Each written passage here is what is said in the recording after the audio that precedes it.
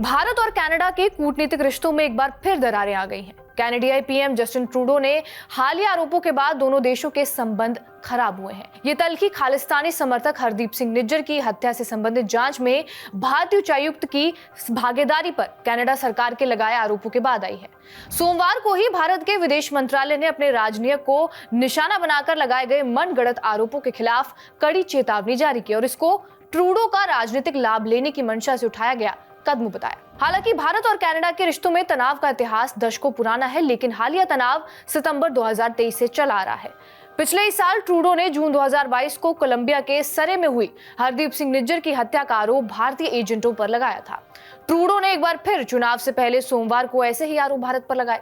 भारत और कनाडा के रिश्तों में तनाव नया नहीं है, बल्कि जस्टिन ट्रूडो के पिता पियरे एलियट ट्रूडो जब कनाडा के पीएम थे तो भी भारत और कनाडा के रिश्ते बिगड़ गए थे, जिसके कारण उन्हें आलोचना का सामना करना पड़ा था।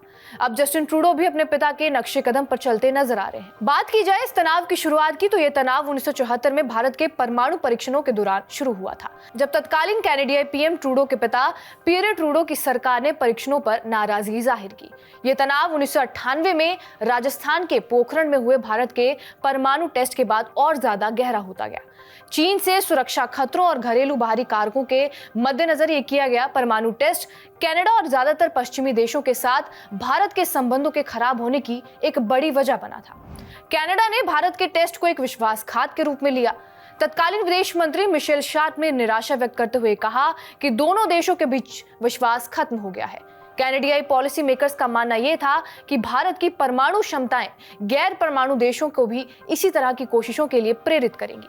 1980 के दशक में जब पंजाब में खालिस्तानी चरमपंथियों की घटनाएं अपने चरम पर थी और भारत सरकार ने उग्रवाद के खिलाफ अभियान छेड़ा था, उस वक्त भी भारत से भागने वाले खालिस्तानियों के लिए कनाडा एक पसंदीदा ठिकाना बन गया था। पियरे के कार्यकाल में कई खालिस्तानियों ने भारत सरकार से बचकर कनाडा में शरण ली थी। खालिस्तानी समूह बब्बर खालसा का सदस्य तलविंदर सिंह परमार 1981 में पंजाब में 2 पुलिसकर्मियों की हत्या करने के बाद कनाडा भाग गया था। भारत ने जब परमार को वापस सौंपने का अनुरोध किया तो पियरे ट्रूडो प्रशासन ने भारत के इस अनुरोध को नकार दिया।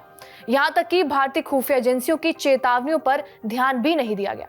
दोनों देशों का तनाव अपने चरम पर 23 जून 1985 को एयर इंडिया फ्लाइट 182 में हुए बम विस्फोट के बाद आया, जिसमें 329 लोग मारे गए थे, जिनमें से ज्यादातर कनाडियाई थे। इस हमले का मास्टरमाइंड परमार को माना गया, लेकिन पियरे ट्रूडो सरकार ने उसके ऊपर मुकदमा नहीं चलाया और बम विस्फोट के सिलसिले में सिर्फ एक ही व्यक्ति को दोषी ठहराया गया। प्रधानमंत्री इंदिरा गांधी ने भी खालिस्तानी ताकतों के खिलाफ कनाडियाई सरकार की कार्रवाई की कमी पर पियरे ट्रूडो से चिंता जाहिर की थी, लेकिन कनाडियाई सरकार के रुख में तब भी कोई बदलाव नहीं आया था।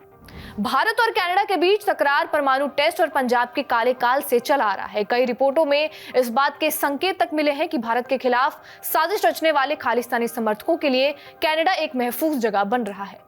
जून 2023 में कई रिपोर्टों से यह पता चला था कि परमार के पोस्टर कनाडा में कई जगह लगाए गए थे और उसको एक नायक के रूप में दिखाया गया था। यानी कि अब आगे रिश्तों में कैसी दरार पड़ती है या फिर जुड़ने में कोई सहायता हो पाएगी नहीं, ये आगे वाले समय में ही समझ आ पाएगा। बहरहाल, आपका इस वीडियो पर क्या कुछ कहना है हमें कमेंट बॉक्स में जरूर बताएं। बाकी देश और दुनिया की तमाम बड़ी खबरों के लिए बने रहे हमारे साथ TV9 डिजिटल पर।